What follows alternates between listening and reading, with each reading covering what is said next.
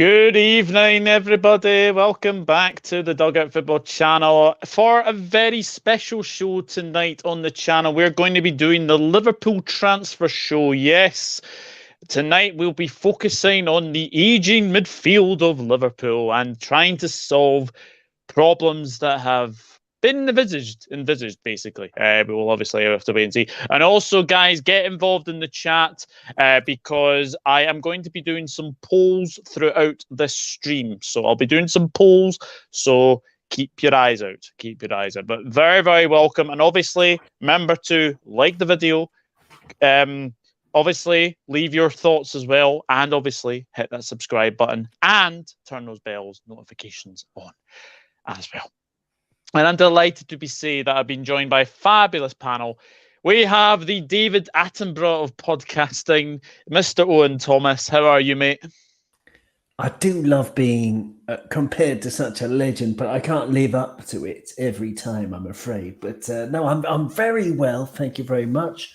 Been invited on a skiing trip, which is great because I've only been skiing twice in my life. Well, I'm lucky enough to have been skiing twice in my life. I can go downhill, I can turn right, but I can't turn left.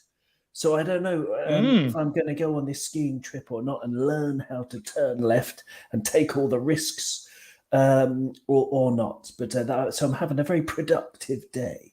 Thank you. Are you well, Doug? I am very well, thank you. I'm very well. It's a pleasure to have you. And I have someone who I haven't had on the channel for, let's just say, ages. And that's because of, obviously, World Cup related. And any time I basically tried to get him on, we're either doing a watch-along of the same game or basically the same time. Mr. Jag Mac LFC, how are you, Jack? Hope you had a good New Year, mate. You too, Owen, as well. And obviously a good Christmas period, everyone. And yeah, not too bad, mate. As I say, keep on smashing it. And thank you very much for having me on, mate. It's been long overdue, as I said. It has been long overdue. It has been long overdue. We will say hello to a few people in the chat because I have seen a few of you in here. Elevator is in. Hello, Elevator. Hope you're good. Statman Stubbs in. Hello. Hope you're well. I am very well, my friend. I am very well. Thank you. Congratulations on 4K, by the way, Statman. I have seen that you just surpassed 4K. So very, very well done to you, mate. Very, very well done to you. Nate, hello. Hope you're good. Really, because of Jack? No, it was because of me. In fact, it was because of me.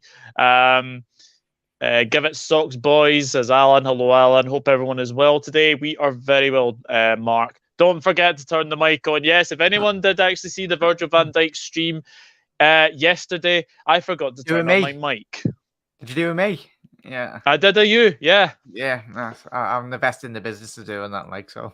Yeah, as Mar says, VVD is going to be missed about for 6 weeks. Yep, could say that about Alan, Jack too, Alan. Ryan is in. Hello, Ryan. Hope you're good, mate. Hope you are good. Hashtag blame Jack. K100 is. Oh, is they? For fuck's sake. Means those two clowns, Elliot and Henderson, going to play more in the midfield. Yeah, good lineup. Thank you, Alan. We're shy with a VVD. Look at that season where he was out for the season. We were third, but we lost like 6 home games in a row. Lost to Leicester, Southampton, Fulham. We were terrible and just nicked top 4. Yeah, absolutely. Oh, pointing at Jack when no one says he can go downhill. It's not the same VVD, though. He's been shite this season. Yeah, absolutely. How many midfielders we need is the question. I think Henderson should leave. Ox needs to go. Milner needs to retire. And Johnson's good enough for Liverpool. Good evening, Jade. Hope you're good. Liz, good evening. Good evening. This time we need a midfielder rather than a centre-back. Yeah, absolutely. Lord J, do you think we will get anyone that's cute?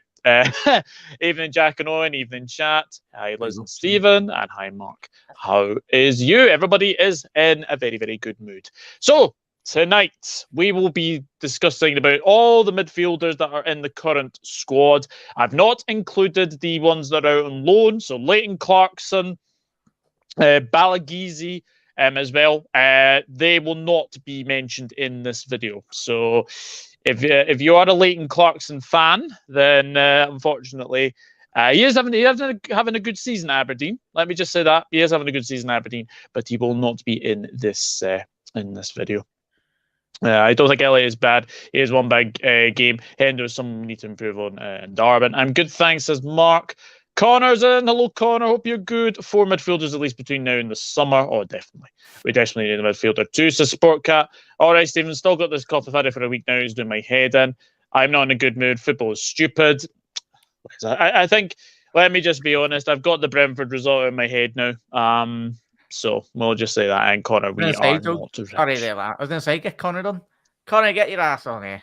Yeah, Connor. Send him the link. I was going to say, we're not doing that, and get on. Come on, Connor. If you are available, then I will send you the link because we are still waiting on Spider, and unfortunately, he doesn't seem to be able to connect at the moment. So, Connor, give me a thumbs up in the chat, and you can come on.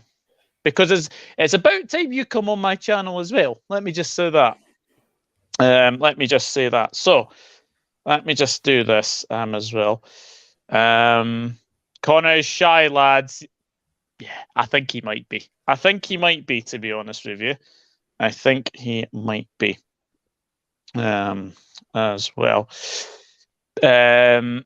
If we're going to sign Jude, we have to sign him now and not in the summer. He'll probably go to Madrid because it looks like they're ready to make an offer for him. At least that's what I've heard. Yeah, I have heard that as well. LHI, ain't nowhere anywhere near good enough for this club. Not good enough to play on the wing for our top club and is our crap midfield. Yeah, absolutely. Unfortunately, he is. Right, where is Mr. Niblet?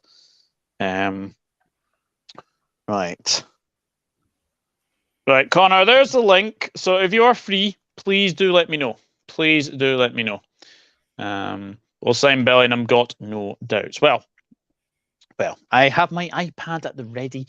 So let's begin because we have a lot of midfielders, but the problem is we have a lot of aging midfielders as well. So these are the midfielders that we have in the current squad. So we're going to have a wee discussion of which midfielders to, if you want to loan, if you want to sell, if you want to keep. So we'll start off with Fabinho, gents. Owen, Fabinho, keep, sell, or loan? Fabinho's had his critics this season, and probably rightly so. Obviously, congratulations to him and Rebecca, who have had a new baby boy. I think his name's Isaac. So congratulations to them. But going forward into the next season, Fabinho, would you sell, keep, or loan him? It's a fairly easy one. I would definitely keep Fabinho. But if you're going to ask me, should he be starting or should he be a squad player? That's a different conversation slightly.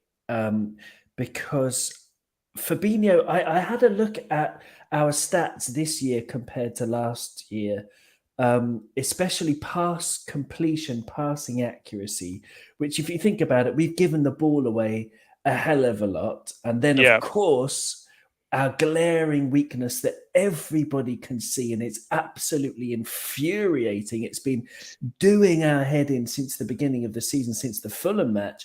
It's how easy it is to walk through us, basically, or run through us. It's the Premier League. They do try and sprint, don't they, the opposition teams? But they're sprinting, they're running, but they just go straight through us. They cut through us like not even like a knife through butter, like a knife through a cup of water.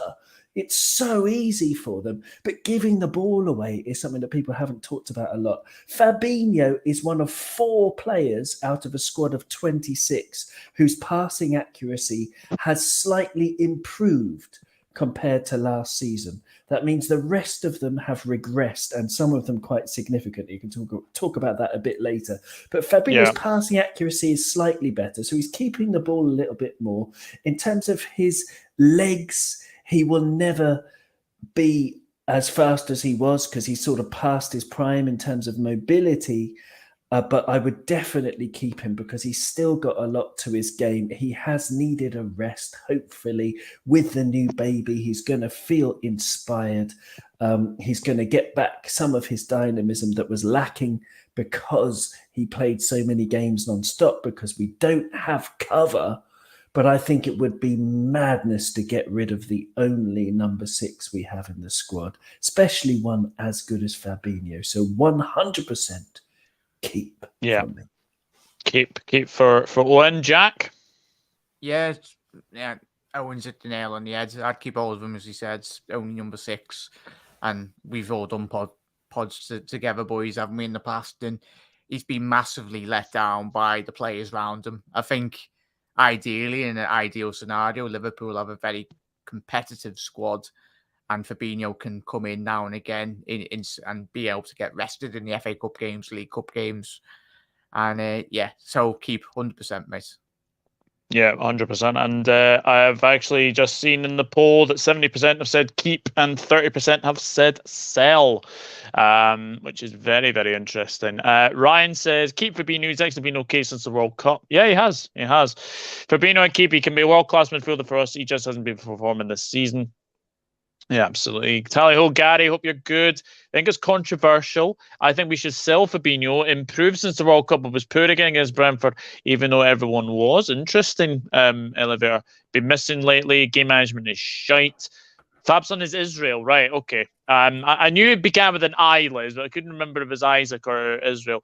Panoff, hello. Hope you're good, Panoff. Hope you are good, my friend.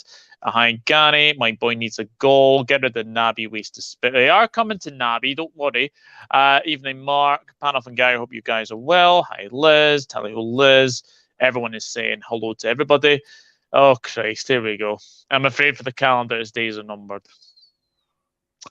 Oh, dear. Oh, dear, oh, dear, oh, dear. Jungle is massive. One of the main reasons our defense has been shocking. Defense can't do their job when midfield is as open as it has been.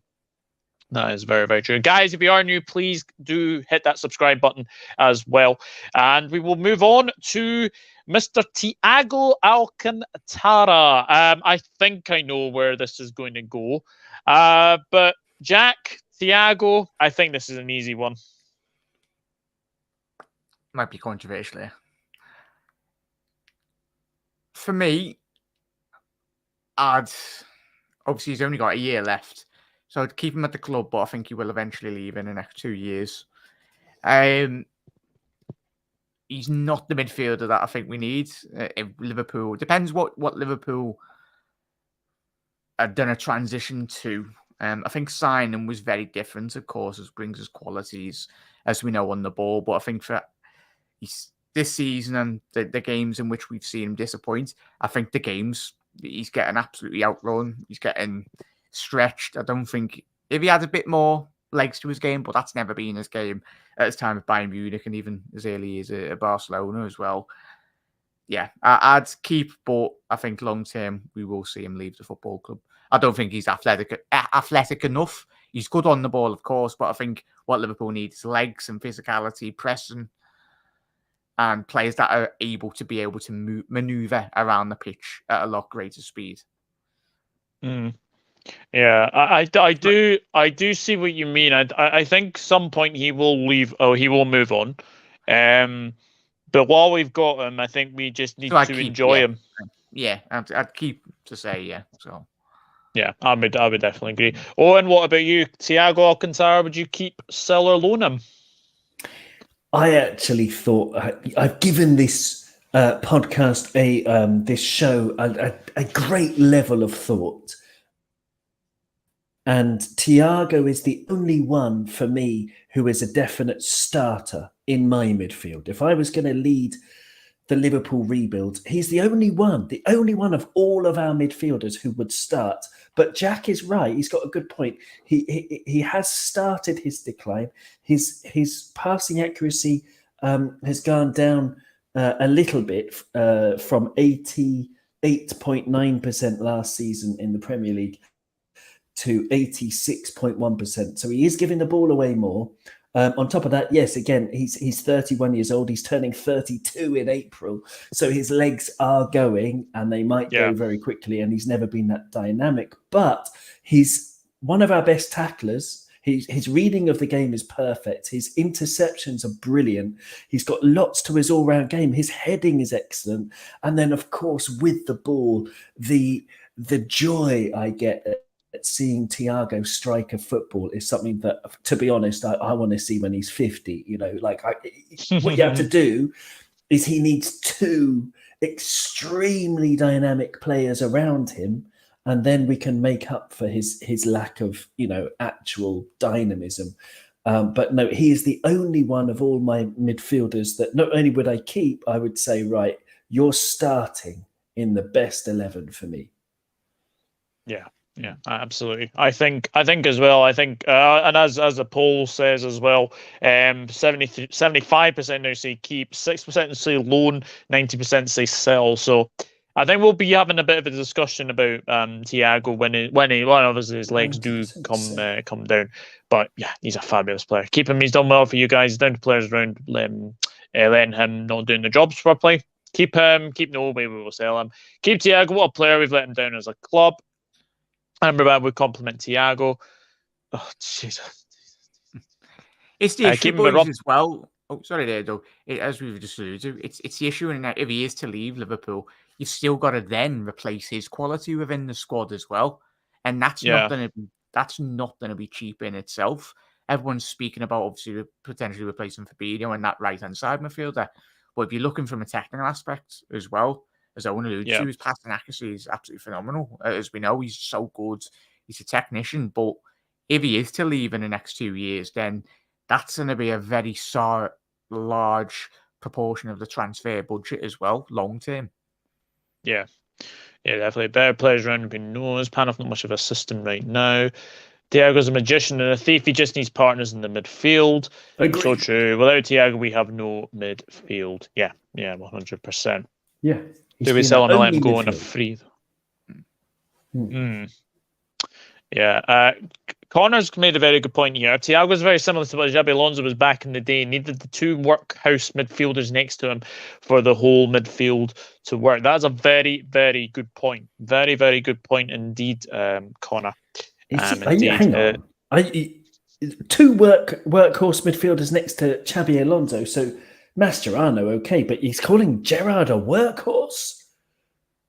I mean, presumably, he did it. Connor, I know, I'm only joking. Connor knows that he did a lot more than being just a workhorse. But yes, I don't know. I think it's an interesting point, though, isn't it?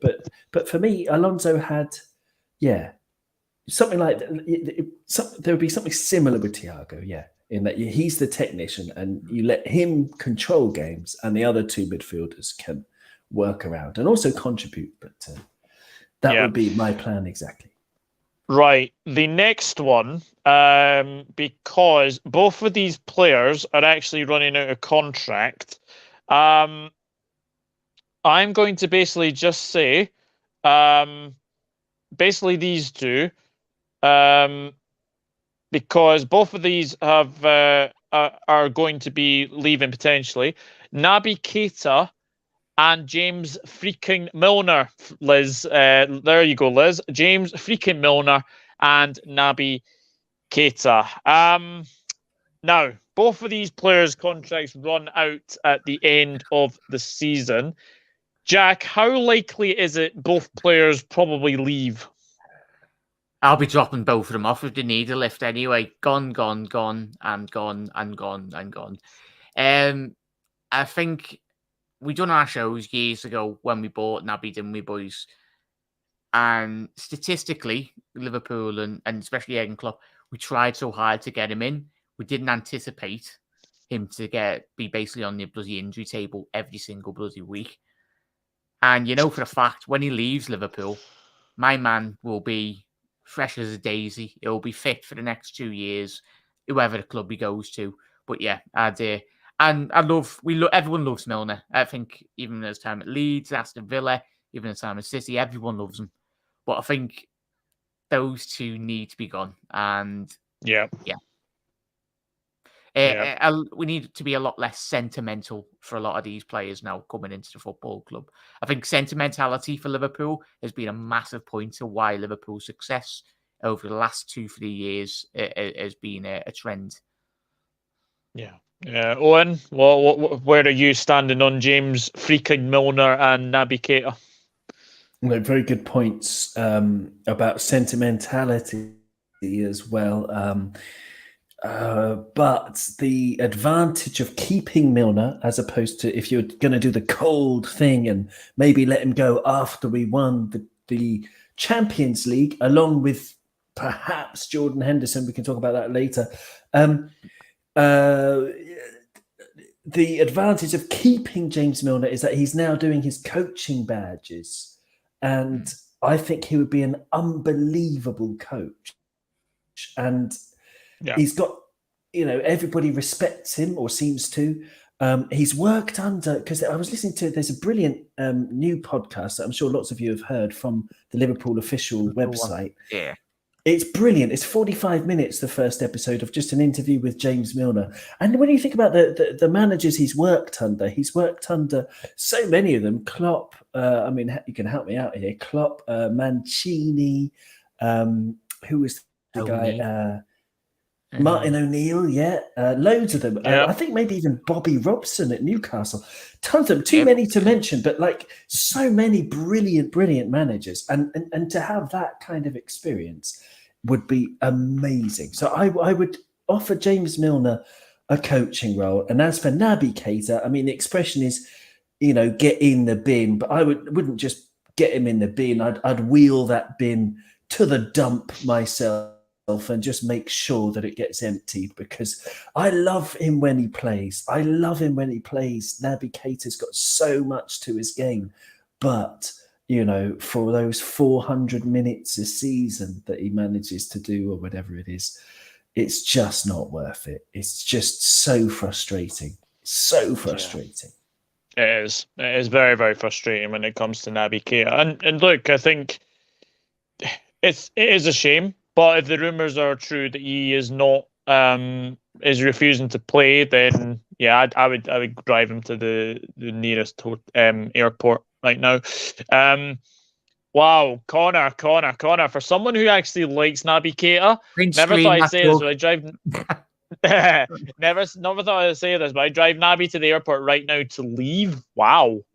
Liz, thank you very much for the super chat. Really do appreciate it. Owen is my favourite. There you go. What about me, Liz? You're my favourite, Jack. Yeah, thank you.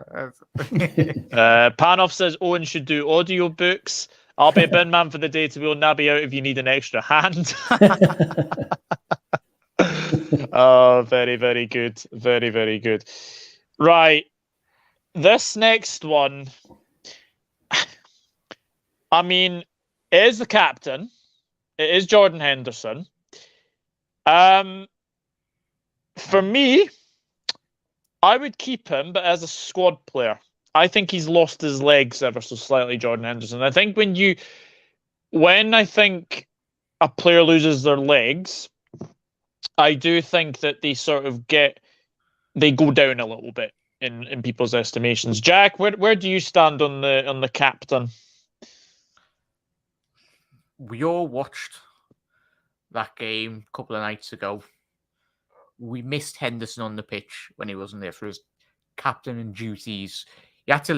We looked at, obviously, Robbo getting the bloody players on the halfway line. When he's not playing, and we'll probably notice that when Van Dijk's obviously injured for the next couple of fixtures, as you said, rotation and a squad player and what he offers to the captaincy, not for his quality on the pitch, because I don't think he suits, unless we're playing a League One side, then he'll very much flourish. But yeah, keep him, but as a rotation, but replacing Milner's position in the squad. Yeah, absolutely. Good evening, Mr. Jamie Phillips. How are you, Jamie? I'm good, mate. I'm good. Apart from my Bluetooth gone. Sort that out. Yeah, I'm good, mate. I'm good. Yeah. We're just discussing about Mr. Jordan Henderson. What would you do to him? Would you sell him, keep him, or loan him? Kill him. I'd probably keep him because you've got no choice now. Because to let go of someone of his age now would be pointless, because where's he going to go? You're not going to get nothing from him. Yeah, he's on high wages, but look, Jordan Henderson, should he have signed that contract extension all that time ago? That's a discussion that needs to take place, and he did. And Klopp wanted him to sign that contract, same as Milner. And when you're stuck with these kind of players that have not got market value to really go anywhere else, and where's Jordan Henderson go? You know, if Jordan Henderson, 31 years of age, what's he want with his career now? Where's he go with his career? He knows his career. He'd rather stay at Liverpool, be a bit part player, I think, than go anywhere else to be a permanent player because he's been here for 12 years now. He's part of the club. But yeah, you keep him because there's no financial reason to get rid of him. You've got players leaving at the end of the season in a way, and Matip and not Matip, not Canate, but what am I on about? Cater and Ox and all the dregs there. So if they're leaving in a way, Jordan don't take up room, does he? So it's not too bad. Yeah. Owen, where do you stand on the captain? Yeah, it was a bit of a mistake maybe to offer him that new contract, I would say, because his performances haven't been great. But I would definitely keep him nonetheless in the squad as an 8. The idea of him playing a 6 ever again is something that is just like, it terrifies me. That scene in Indiana Jones where that great rock is rolling after Indiana Jones. That's how I feel when I see Jordan Henderson on the team sheet, that sort of hour before kickoff. If he's in the number 6 role, I'm running away, about to get flattened by this ancient temple curse. If you do get rid of Milner, Keita and Chamberlain, that's 140,000 plus 280,000. That's 420k a week that we're going to save on wages, which is significant. And Jordan Henderson, his new deal, 140k a week. Ooh, if I got an offer for him that was good, then I would sell. But only if it was a good offer. I would like to keep him around in the squad as an 8, but only to play like 400 or 500 minutes a season, because the most of the time he'll be there as Mr. Motivator in the gym, handing out the fines if he catches Diogo Jota with a chip butty, that kind of role for Jordan Henderson, but certainly not on the pitch in a number 6 role. Henderson is 32 now, I think. I'll check. Yeah. So you can kind of see. Well, actually, this poll is interesting. 74% would keep, 5% would loan, and 25% actually would sell him. Interesting. Very interesting. Yeah. To be honest, the only club I can see him going back to is probably Sunderland at some point. I think that's the only club that he would go to. Is Sunderland, is right back to his old hometown club, because other than that, he has been very, very good for us. But I do think that this season, I think his legs are going, and I think, as I said, when that happens, it's just one of those things. Right, this next one, again, like Naby Keita and James freaking Milner. Alex Oxlade-Chamberlain, Jack. Would you keep would you keep him or let his contract go down? Sell, but no one's going to buy him anyway. Obviously, he's selling on a free. I was one of his biggest. Well, I wanted him to succeed all those years ago. It was one of my very early videos on my channel. Get rid. Wish we'd got rid of him a lot sooner, but as I said, no one in their bloody right mind frame would buy him because him and Naby have been absolutely crippled for the best part of the last 4 or 5 year periods. It's mad to think that Naby's been in the club for 5 seasons now. Ox, very similar. Ox is basically eye candy, in all honesty, for the best part of the last 3-4 years. He's been in charge of Liverpool's social media accounts. We wheel him out for the social media video. He's good presenting, in all honesty. He's good for the camera. So it says a lot when Ox has been your best player for the last 2 fixtures, in all honesty. Well, the poll at the moment is saying 25% keep him and 75% let contract run down. Jamie, it's a shame in Oxlade-Chamberlain because his injuries we were robbed of a player there, I think, because I think there was a player in that 17-18 season. I think there was a player there, and then he gets injured against Roma, and then just everything. He just hasn't been the same player. No, Oxford. Look, I like the Ox. I've got to admit, I do like him. He's a good footballer.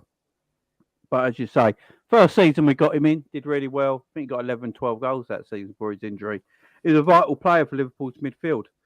Problem with Oxlade-Chamberlain, because of his injuries, Liverpool have moved on. They haven't stood still while he's been injured.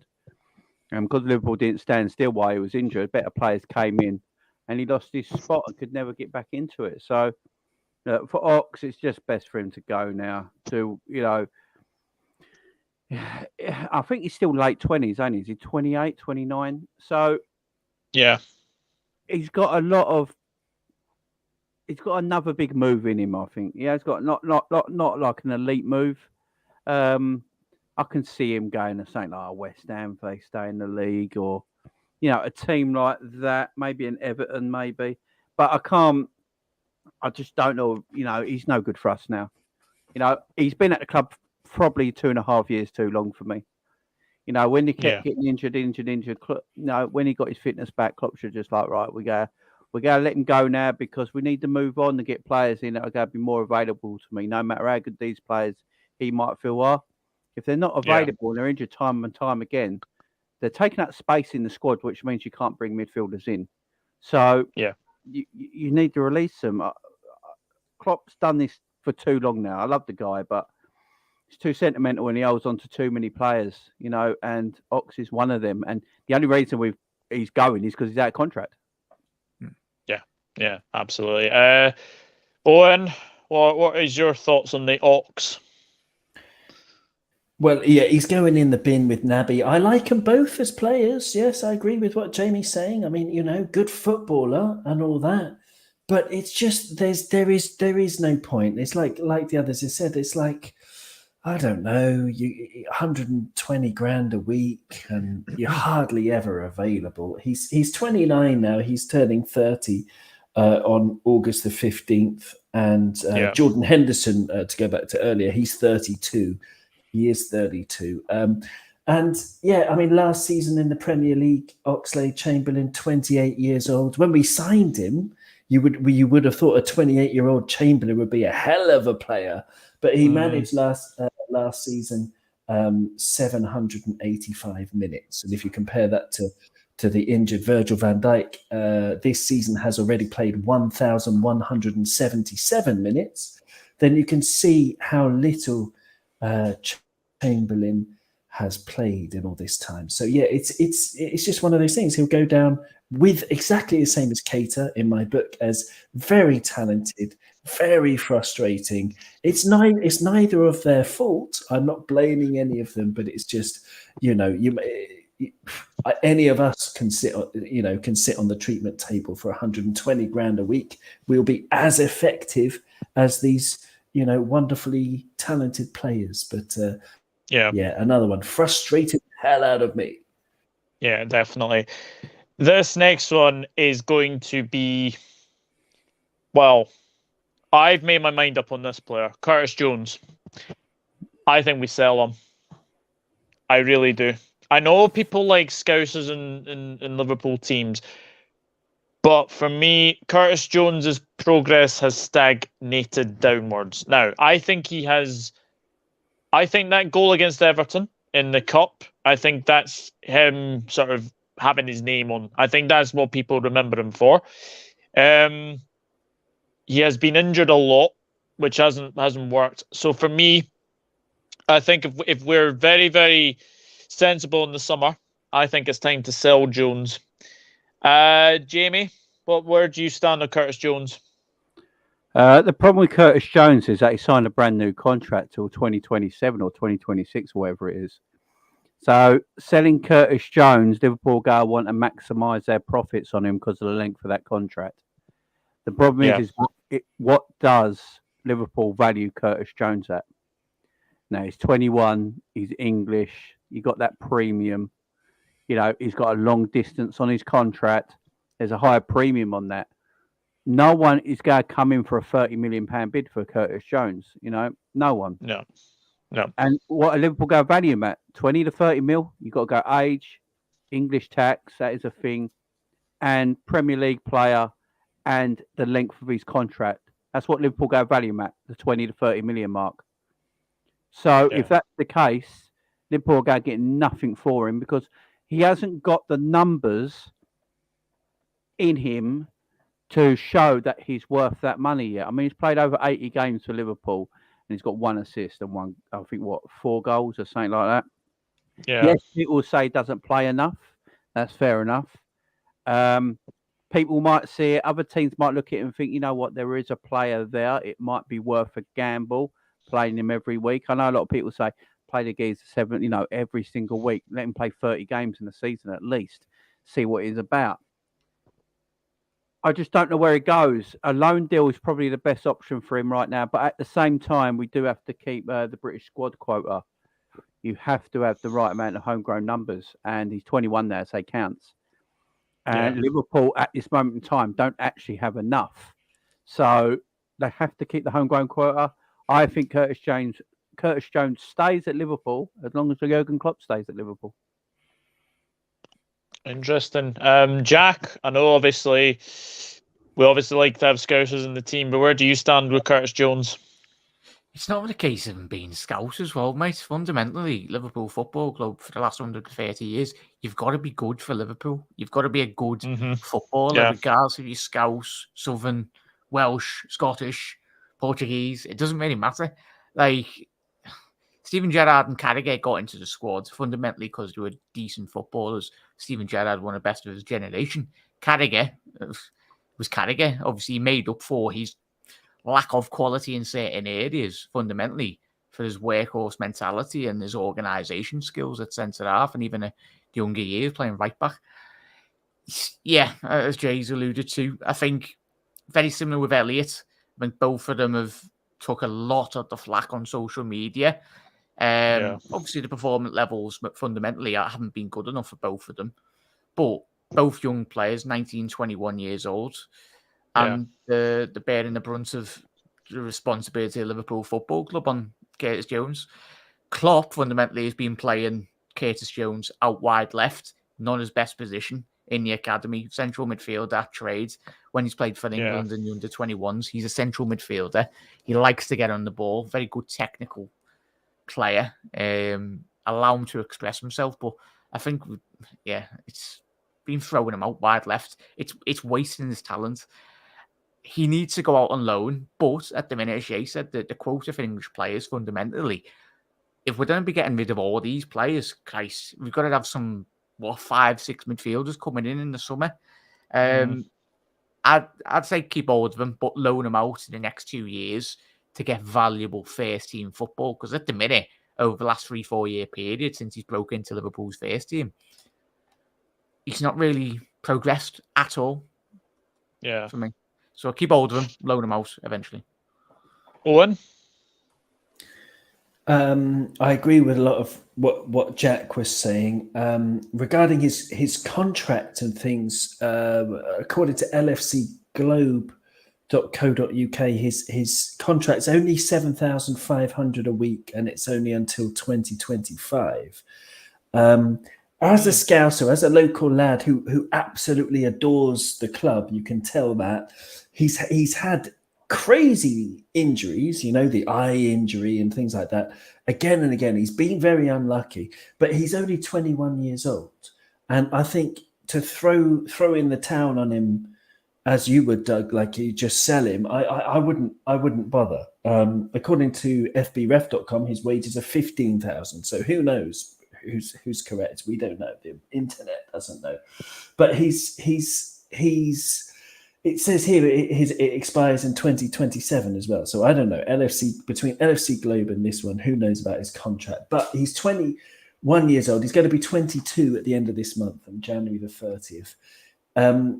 If he did get a loan to another club, and if he did find fitness, then he can find form, because for the youngsters, he was unbelievable. His best role is a number 10 or like a sort of drifting player, which arguably we don't really need anyway. So I understand the idea of to get rid of him, but I would just, because you never know what he might develop into at such a young age, I would loan him out, as Jack was saying, for like two seasons, exactly the same thing. See how to a Premier League team as well, where he's actually absolutely.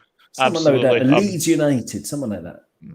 Leeds United, Southampton, someone like that. Definitely. Well, Curtis Jones, I'd loan out to a Spanish, German, or Italian club.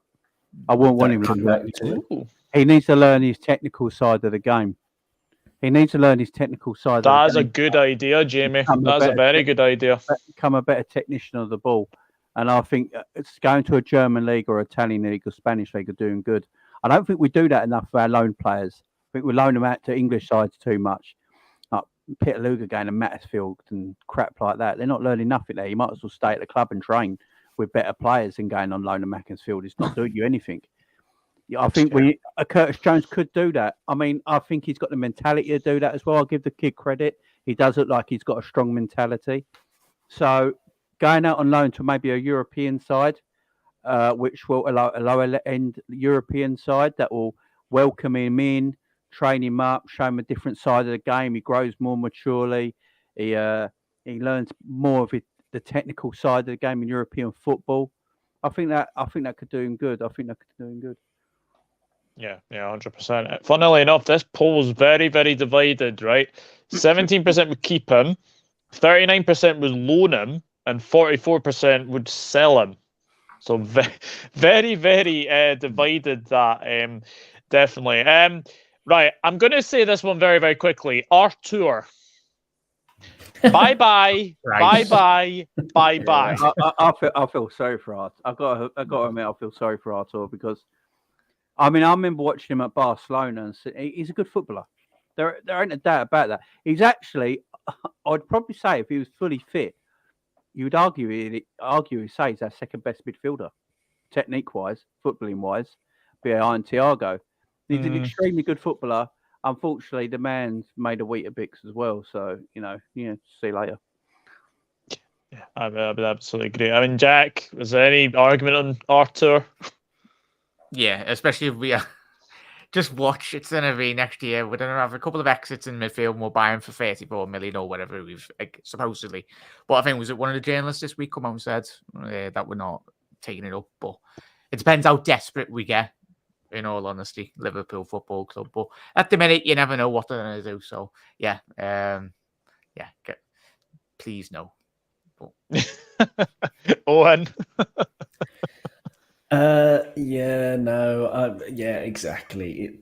It was a panic buy, and we need to learn to not panic like that. Even though he is, we don't need a diminutive player who apparently enjoyed quite a lavish lifestyle, and that has caused some of his injury woes over the years. And, so we don't need, and maybe he's changed and he's getting a fitness coach now and he's working on this and that, which is good because people do change, they do grow, they do get more mature. But we didn't need him in the first place. We don't need that kind of profile. So yeah, absolutely,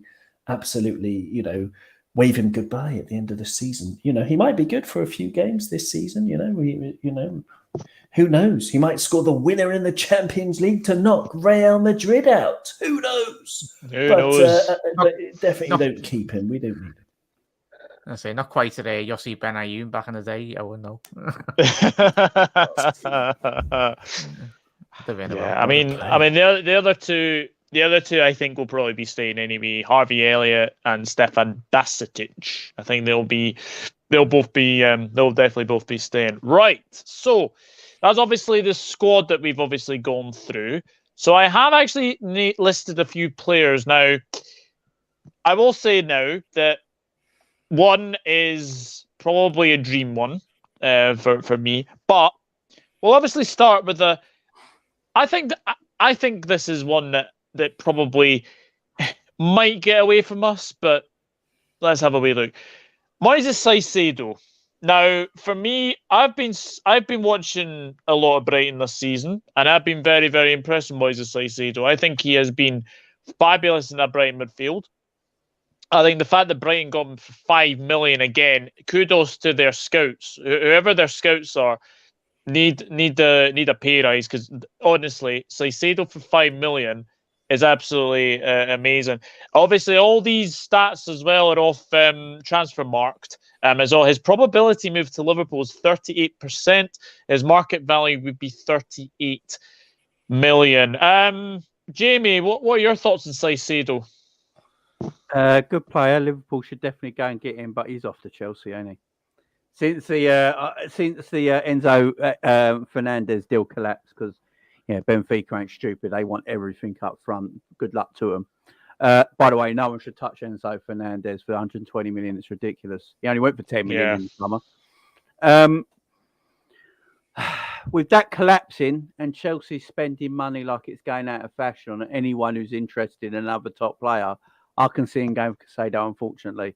And at the moment, they're just throwing money at anything. I think Brighton want top whack. They want 70 mil. What I'm hearing, they want 70 mil and 50 million of that up front, and the rest broken down. So it's got Chelsea. He'd be perfect for Liverpool at this moment in time, with Mateus Nunes, who we should have got in the summer instead of later fucking on.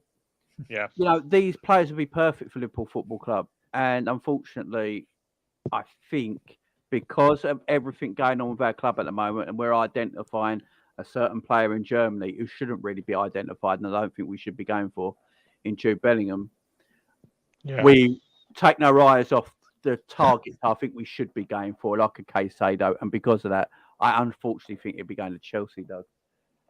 Yeah, Jack? I think there's better value still.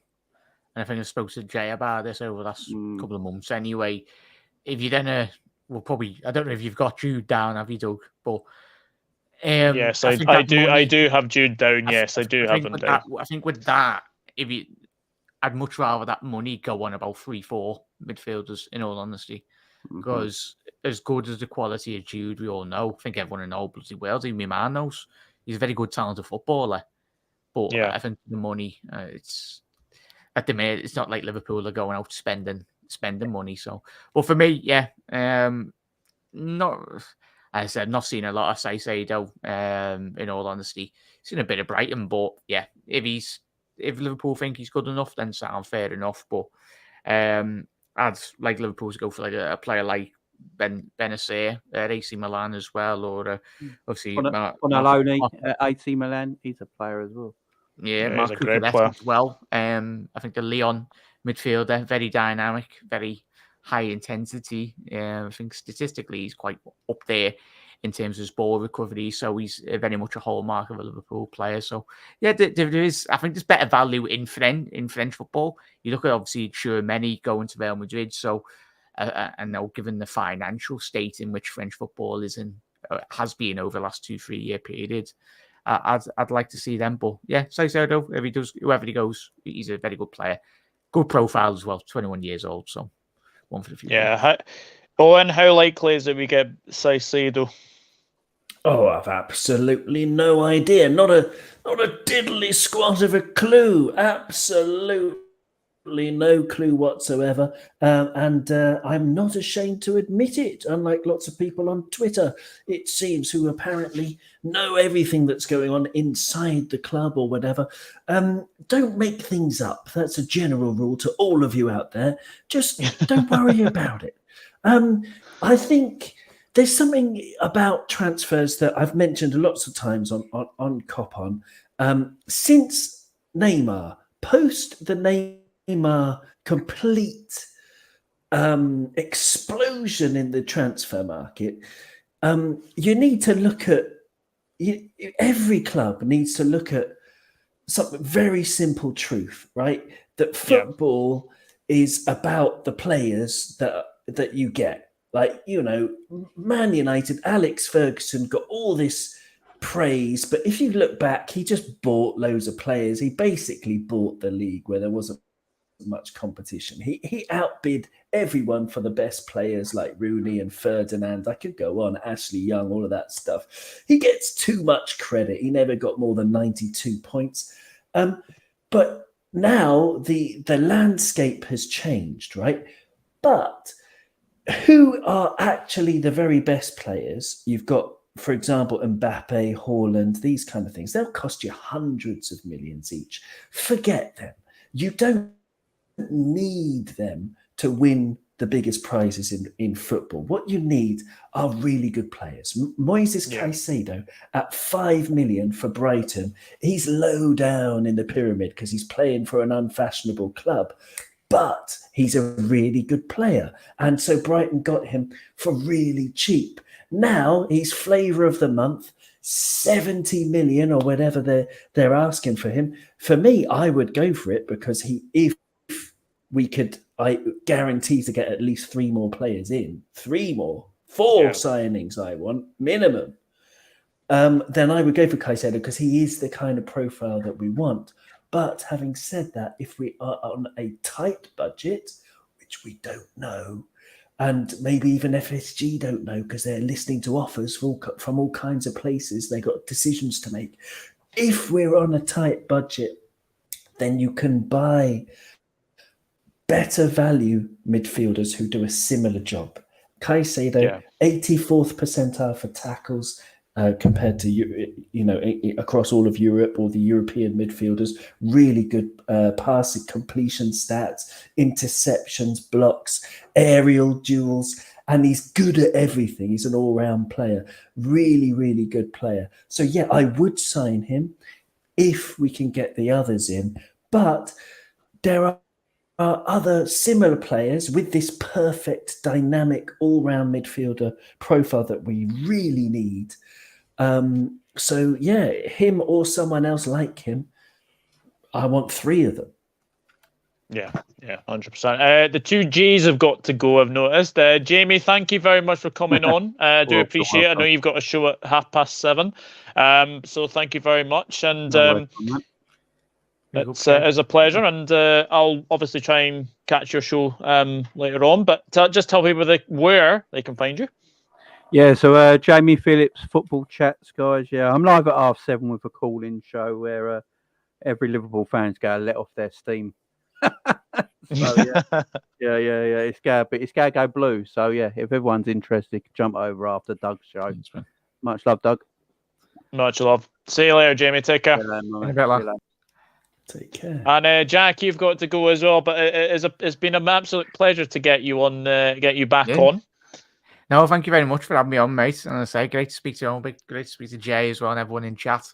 Didn't have me tea. Obviously, I'm live at 2:15.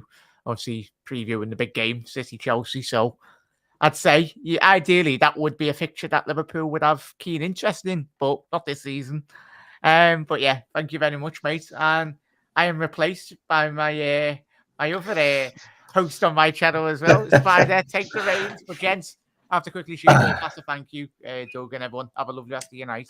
And, no problem, Jack. Thank you. And Spider, you finally managed to get your PC working. I did. Is it working though? That's what I want to find out. Yeah, it is. Okay, I'm making sure. Wow, lad. Sorry, I've been setting this thing up for 2 days. I haven't been streaming. I haven't been doing anything. The room needed redoing. So even though the camera looks similar, it's all been moved central with the microphones and those monitors gone to the side. PCs moved down. It just wouldn't start for about an hour and a half for me. Whatever was going it's like on. those 1950s, like sort of the entire room is one big mainframe, is it? It's pretty much like I've just got like loads of things done up the wall in the over the last few months, like noise cancellation and all this kind of stuff. Nice. But the PCs have to be moved from up here on my eye level down underneath the desk here because I'm waiting for a new desk to arrive. So I'm just setting it up as it is just to get it tested. But when I tried to turn it on, all I was doing was tick, tick, tick, and apparently it was just a loose cable in the AIO, which is the water cooling system, and it just wouldn't work because it's only a year old, So it's ready to go now. But anyway, lads, how are you keeping? Hello, chat. How are you? Thanks for welcoming me when I came in. How are you? No, we're good, mate. We're good. How are you? I'm good now. Yeah, less. I was chewing on my nails for a bit, but I had none. So yeah. Interestingly, Yeah. 82% say Right. yes to Moises Caicedo, 18% say no. But it does look like he could potentially go to. He could potentially be going to Chelsea. The next one played very, very well for Morocco at the World Cup and has been linked with us mostly through this window.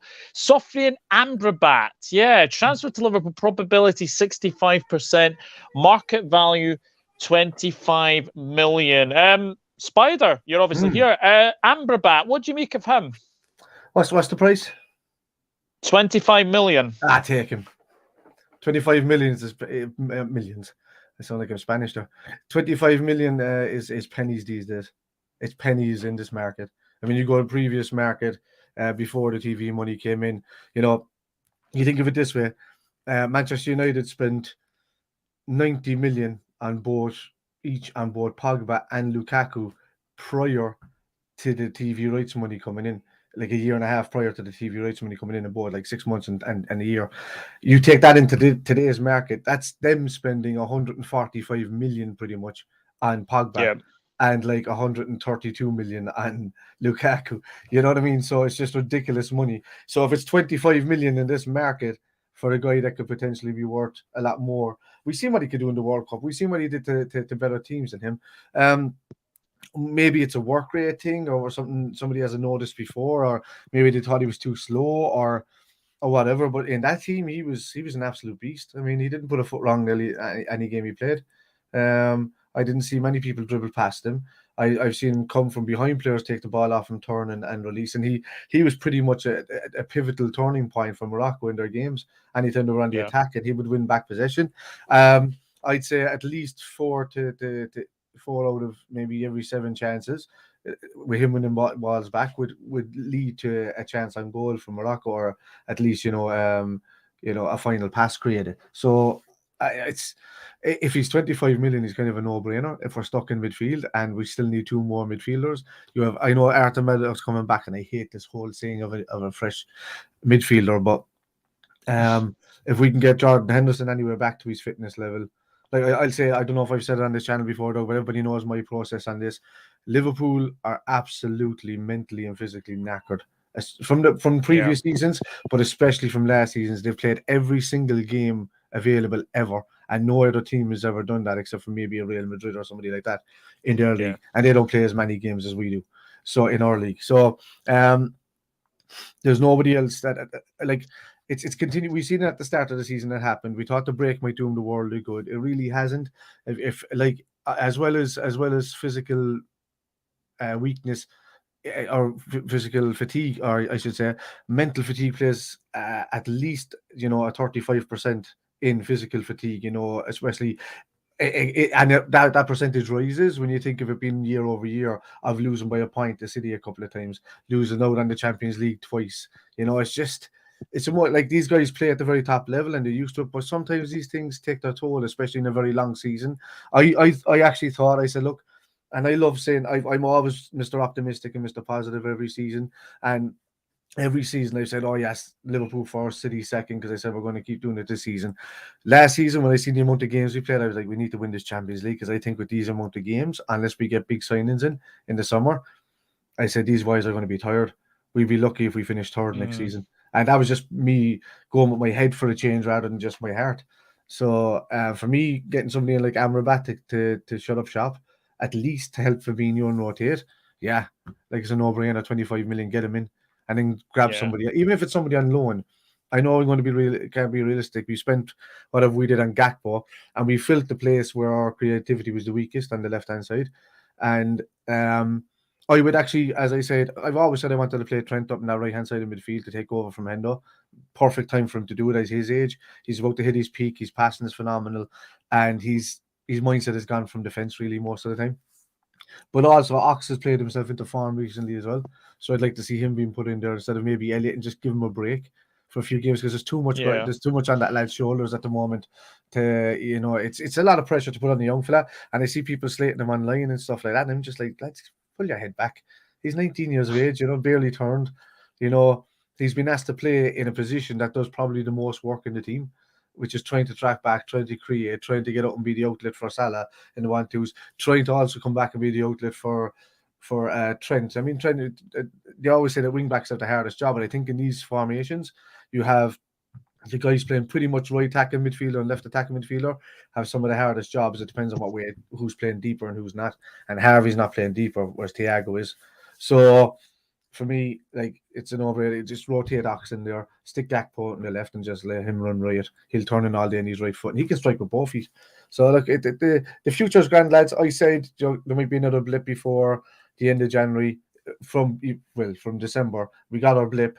Let's try and push on out from this, and just and see what we can do with bringing Gakpo in and see how he alleviates some of the pressure on the midfield as well. Yeah, definitely. Owen, where do you stand with Amrabat? Alan C in the chat. Hi, Alan. He mentioned the World Cup and Liverpool buying players after a World Cup. He mentioned El Hadji Diouf, absolute stain on the history of our club. But there have been more. Don't mention that name. Well, exactly. Salif Diao from the same Senegal team wasn't any good.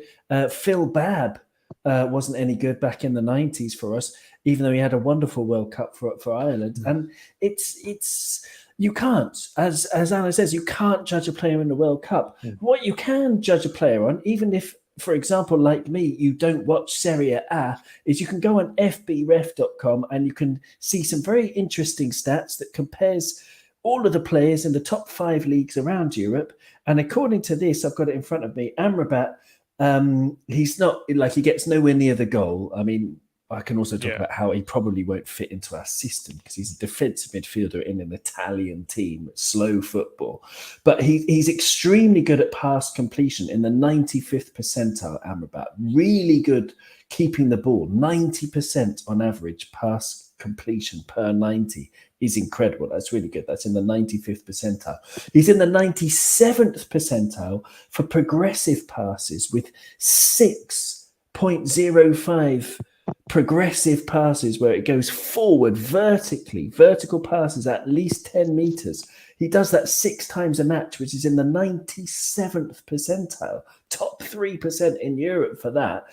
But there's loads of stats that if you had just looked at him in the World Cup, you would be surprised that he's not actually very good at. The one that stands out is tackles. He was on fire in the World Cup with winning tackles, but over the last 365 days, he's only in the 48th percentile for tackles. Interceptions is another one. He's in the 31st percentile for interceptions. Clearances, he's even worse, the 14th percentile.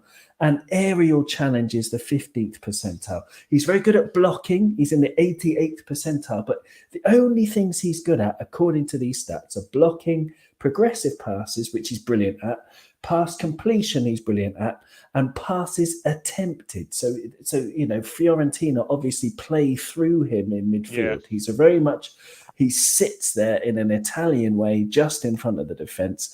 So for me, my vision is that we have Thiago and 2 extremely dynamic midfielders. I would have someone younger than Amrabat. I'd have someone between the ages of 21 and 25. Amrabat's 26. That can grow with our team so that they can reach their prime together and surf the prime year wave all together. And it would definitely not be Amrabat, because my vision is to have someone like, you could have Thiago, but 2 very dynamic players, a la Caicedo, a la Kefren Turam, not Marcus, but his brother, who plays for Nice. Brilliant young talent, 21 years old. Get the youngsters in, get the next sort of, Leon Goretzka type player who's dynamic, energetic. So Amrabat, sorry, but no way. Okay. All right. The next one is actually someone who we actually mentioned. You were mentioned between the 21-26 mark. Manu Kone, Club Borussia Mönchengladbach. Now, obviously, if people don't already know, my German club is Borussia Mönchengladbach. So I have watched a lot of Manu Kone. He is a very, very good player. I think he deserves a move to a bigger and better club. And transfer to Liverpool, only probability 28%. Market value again, 25 million. So it wouldn't cost too much, but his contract is running out. Owen, have you managed to see much of Coney? Because I know he is a French international. What would you think of this one? Again, I don't watch the German league, unfortunately, but I've got the stats in front of me. He's in the top 1% for dribbling, the 80th percentile for tackling, interception 67th percentile, blocks 63 percentile. So he seems to be good according to the stats at keeping the ball, at tackling. Dribbling is amazing, so he can sell a dummy. He gets the odd goal, 1 goal and 1 assist in 14 Bundesliga matches this season. So, 5 for 11, 21 years old. Seems good, but without seeing him, without the eye test, there's not much point in just relying on the data. But I know his reputation's really good, but that's all I can say about Manu Kone. Spider, have you managed to see any of Manu Kone? Not too much of him, to be honest with you. He's only kind of sprung up for me in the last 6-7 months or so. Being linked with a few people. Then I go and I watch a few videos, I do whatever. But I mean, YouTube is not going to do me graces. I think I've managed to see him once or twice in a game. When I've seen, they're playing, I might have a look at that dude or that dude, and then that's it. But I haven't been following him too much, really. For me, like Owen is right with the ilk. Do we really want to be going for Amrabat and stuff like that? Not really. If they're available, maybe take them. I think even by Owen's stats he was saying in the percentiles that he was talking about there, I think it's because a lot of teams in Italy play a lot of long ball and he doesn't get the chance. I think they're just bypassing him, but then I think when the team goes forward, they're going through him. So it could be something like that that's causing him. But, it's still not the top quality player I kind of want in there. It's just kind of pasting over cracks for me. But at 25 million, it's probably worth the risk. That's what I was thinking. But Kone, young talent, dead on with that. So I would take anybody that's young at the moment that can be developed. Yeah, that's already at a high level, easily. Other players as well. Like I actually like your man Paulinho for Fulham, but he's only just Paulinho. I think he's a fantastic player, and I think he would suit the Liverpool style very, very much so. 29 though, I think. Maybe stick to it. Is that what's Amrabat? 27? Is he 28? Amrabat's 26. 26. So if it's for me, it's I do like the idea of bringing in 2 young players and then maybe somebody in the James Milner ilk of I've been able to play the next 3 or 4 years as a senior player. So if it was a senior choice, I would probably pick him coming in, and then maybe 2 younger players to develop on underneath Fabinho. I'd like to see Bajcetic a bit more. If Ox is not going to be done up on the right hand side, maybe Bajcetic can go in there next to Fabinho and do a 4-2-3-1 style rotation between 4-2-3 and 4-2-3-1, which you can do in that formation. So I don't know. But for me, I haven't seen too much of Kone. I'd like to be able to see more of him. He looks like a quality top player, but he looks very similar to a lot of other players that I see around in the same kind of position. So I can't judge unless I watch him kind of almost at least every couple of weeks, every 3 weeks, No, that's understandable. I would definitely take a punt on this Kone. Okay. I think he is a very, very good player. And is scoring against Bayern Munich as well. That will that always is a good thing for a Mönchengladbach player, scoring against Bayern Munich in a 5-0 win in the DFL Pokal. I know what I'm going to be doing tonight. I'm going to be grabbing a few beers and watching videos of Kone. Yeah, that's my night off. Definitely. I've got another one for you, Spider. Sorry. I don't know if he's on your list, Doug. Ugo Chukwu from Rennes. Have you even heard of him? No, I've heard of him. He's only 18 years old. He's from France. There's so many great young French there's a handful. players. You see, there's all these names that are popping up recently in this little bubble. Obviously Nkunku was one of them. He's gone to Chelsea now, isn't he? He's on his way to Chelsea now. And there was isn't he on his way to Chelsea? Nkunku. He might be. Nkunku, I think he is. Yeah, he did a pre-deal for the summer or something like that. So all of these fellas in this ilk that are there are good players, not all in the same position, but just names that are popping up around the same age. And I've heard of Chukwu, I have heard of Konya, but I just haven't seen enough of the two of them, to be honest with you, to start judging. I used to watch a lot of German league before, and I used to watch a lot, even some of the Portuguese league, because it pops up on late night television. But no, I don't know too much about the French league, other than whatever is kind of on just before and after the Premier League games, really. And if he's not playing, then I don't see him. It's worth checking out. Check out a Rennes game. I recommend to anybody. Just watch Rennes, just to watch this guy. They've got some other great players as well. He's so good for talent spotting. Carry on, Doug. Sorry, it's your show. No problem. We have two left. Now, this one just baffles me. I don't know why. Matheus Nunes. Now, we had the chance to sign him last summer, and we didn't. Now, the fact that he is now being continuously linked with us, people are actually now saying, "Oh no, we don't want him. But if you wanted him in the summer, why don't you want him now? He fits the radar of Liverpool. It is a bit alarming that Wolves want to get rid of him already. Exactly. But I don't know. He's very, very young, Owen. I've got to be honest, I haven't seen much of Wolves this season. And unfortunately, didn't play much of the World Cup either. Because he's not very good. Sorry. He's all right at taking takes the odd shot. He gets on the ball, but his pass completion is only at 79.8%, which for a midfielder is very bad. You want to be looking at least 85%, or even higher for a Liverpool midfielder, 86, 87%, 79.8%. Imagine getting a new midfielder into Liverpool's current midfield who can't really run backwards. He can't read the game. His interceptions are awful, only in the 5th percentile. He doesn't read the game well, Matheus Nunes. He doesn't get blocks in. And imagine getting a midfielder who gives the ball away a lot. Yeah. How frustrating would that be? So 100% steer clear, stay away. If he's the garlic, then Liverpool should be the vampire.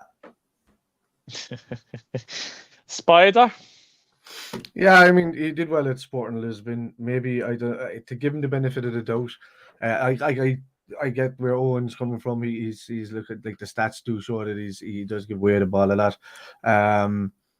But for me, has he gone to Wolves believing that it was only going to be a 6-month deal or something like that, like a stepping stone? And then because somebody's talking about that it wasn't just Liverpool or something that was supposed to come in for him. They were saying like, oh, Wolves said we'll take you on and we can sell you on within 6 to 12 months to a bigger club. Not just, I don't think Liverpool who they're on about or whatever, but I think like multiple. I think it's like top tier Champions League size that we can sell you onto. Has he seen the form that Wolves are in and then saying to himself, well, I'm just down the tools. I'm just going to coast until then. But it just doesn't show him too well when he does that. When a player does that, it puts you kind of in the Pogba ilk, in the Di Maria ilk, in the United in that kind of thing. And I don't want a player that if it's not going well for him to not fight for a team, and to look at the next step all the time. So I don't know. Paying more from than Wolves did, no chance. He's gone from a team Sporting Lisbon down to Wolves. For me, I would wait if you were getting him, and only if you were getting him as a filling thing. I would wait for Wolves to be relegated, and then I'd put the bid in. Well, then you get Neves. If you're going to raid Wolves, you get Ruben Neves, who's get him bought for 40 mil. There you go. Well, Nunes, if you sell him immediately, for me, I mean, it's okay. We can agree to disagree. I can see with Liz in the chat, she said we can agree to disagree. She really wants him in. That's fine, but please do explain to me why, because I just don't see it. Well, this is the final one. And by the way, guys, I will be live in about 10 minutes again with FA Cup predictions. So if you want to stick around for FA Cup predictions, then please do. I have Rich Sports and Dan from Turfmoor House TV joining me. But Jude Bellingham. Yes, I have to mention it, but this is a dream signing for me. Owen, Jude Bellingham. Just the thought of hey Jude ringing out at Anfield again. Yeah, his family's Liverpool fans. I heard from a good source here in France that he himself is keen on Real Madrid, but that might not be, that's not gospel, but that's someone who works in football. But yeah, I mean, all-round player. He is a dream, and again, it's about budget. We don't know what Liverpool will be. Even in the summer, maybe even by the end of this transfer window, we don't know. But the likelihood is that any kind of takeover talk or investment talk is going to take some time.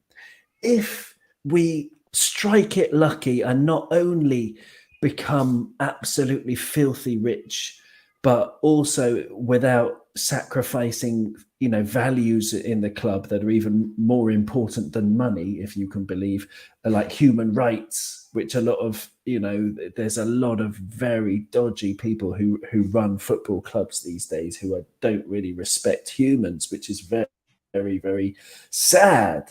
So if we get lucky and, this sort of benevolent, very generous and morally upstanding person or people take over our club or invest heavily in our club and we can afford him, then plus the three others that we need. Imagine, right? Moving Trent to midfield. Yes, I did say it. Trent next to Bellingham in midfield with someone really dynamic who can win the ball, like a Caicedo, for example. Imagine that as a midfield three with like a world-class right back. We can catch up on, Manchester City having these, how much has Pep spent more? I mean, Manchester United, they've spent 500 million net more than Liverpool since Klopp took over. If we could somehow redress this balance, if we had 500 million to spend and we could get tons of dream signings, then Jude Bellingham would be at the very top of that list because he is beautiful to watch. He's a beautiful footballer. He's got the lot. Yeah. Spider, do you add anything to that? Yeah, he's also beautiful looking. And yeah, sorry, lads, I'm comfortable with my sexuality. I can turn around and say another man is beautiful looking. That's all right. Don't worry about me. Right. No, but at the same time, honest, spot on. But when it comes down to his family, they are Liverpool fans. Also, he's meant to be a really humble and nice guy.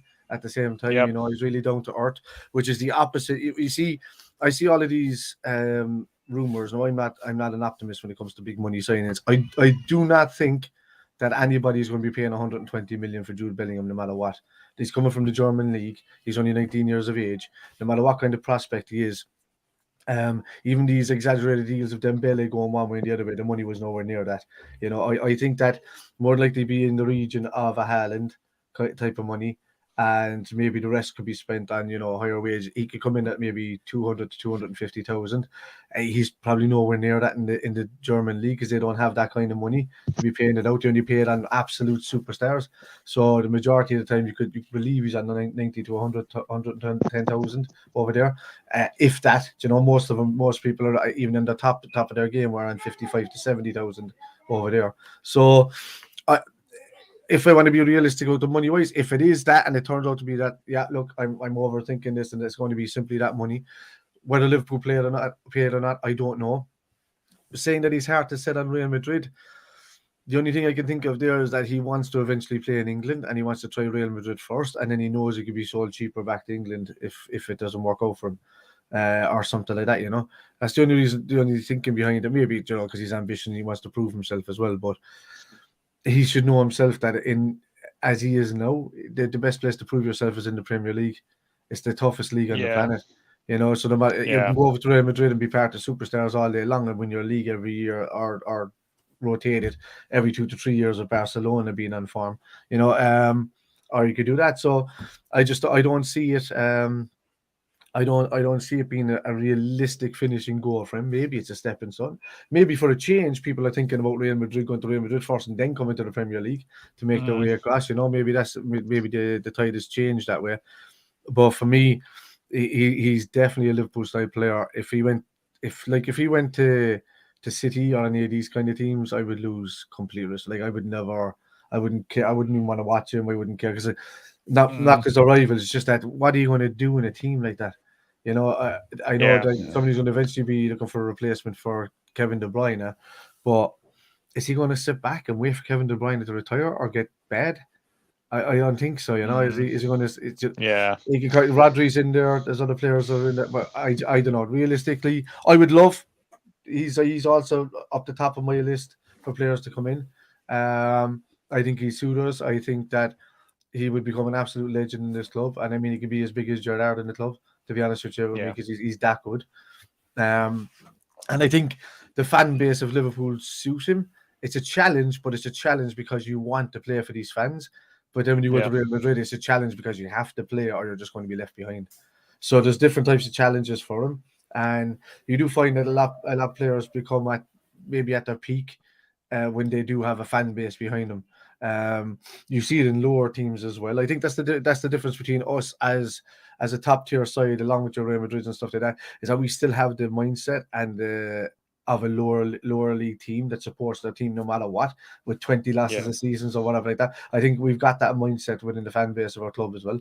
So, I just think, look, if he wants to go and become a legend at a club, he'd come to Liverpool. If he wants to go and win probably more trophies in his spell, then you're looking at a City. If you want to go and just win trophies for the fun of it, kick a ball about and get some sun and get a high wage at the same time, you're going to Real Madrid. So you see, there's different. It just depends on his mentality, and it depends on what kind of player he wants to be, and his personal, what kind of personality he wants to show. Mbappe will choose Real Madrid straight away. He'll sit there, soak up the sun, and take a run all day. There's not much to him outside that. Yeah, definitely. But gents, it's been an absolutely fabulous show. Thank you very much to obviously Jack, Anfield Road TV, and Jamie Phillips for coming on earlier. Thanks to everyone in the chat. Sorry about the no poll for Jude Bellingham. My iPad just died, so I didn't actually have time to do a poll, unfortunately, for that one. But no, thank you to everyone who's watched. I really have appreciated it. Owen, thank you very much for coming on. Absolute pleasure. Thank you, Doug. Thanks to everyone in the chat. Thanks to Spider as well. It's been an absolute pleasure. It's really nice to listen to your thoughts, to share my thoughts, and thank you. Yeah, it's an absolute pleasure. We will be trying this show again next week. Basically, it's just going to be a transfer update show. Every Thursday, 6:30, going to be a transfer update show. And we'll see if we do sign anyone. Spider, thank you very much for eventually coming on. Yeah. I just have to kind of thank my PC for working in the first place. He just got an old tap off me there. So, no, thanks very much for having me on, lads. Thanks for lads in the chat for being patient and saying hello when I popped in. Apologies for being late, because I'm never late for these kind of things. I'm either right at a minute before, or I'm there 10 minutes before, one or the other. But I'm never 40 minutes late for a podcast in my life. Look, let's see what the rest of the transfer window brings for us. And thanks for having me on again. Anyway, lads. Cheers. My pleasure. Guys, I am going to be live again very shortly for FA Cup predictions. If you want to remain with me, then obviously go to my live streams and you will see the FA Cup predictions. I'll be joined by Rich Sports and Turf Moor House. I'm going to get a drink before I do start that one, but thank you for everyone for watching. And we'll see if the Reds do sign anybody in this January transfer window. From the three of us, it is goodbye, and you'll never walk alone. Cheers, Reds.